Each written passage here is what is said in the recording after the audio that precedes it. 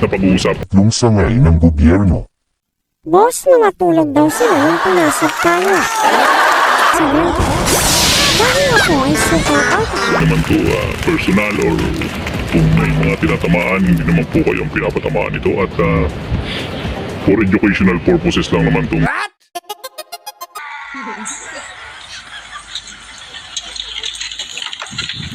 Ano nangyari pinasok tayo ng ICC? Asan ang mga sundalo natin at mga abogado at pangatlong sangay ng gobyerno? Boss, mga tulad daw sila nung pinasok tayo.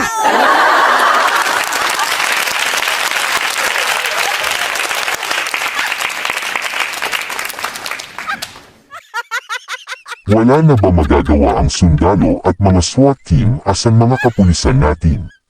Kung wala na sila magagawa, ilabas lahat ng mga mangkukulam at ang mga shismus at uso at keyboard warrior ipunin sila at makikipag-jire tayo.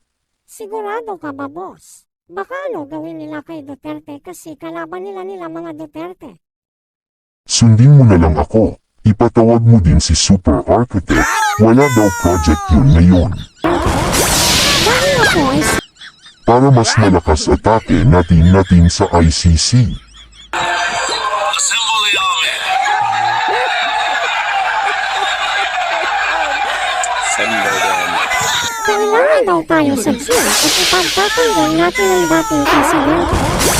Dahil ako ay super architect, ipuntahan at teach mo mga natin mga chismoso at mga keyboard warrior guys.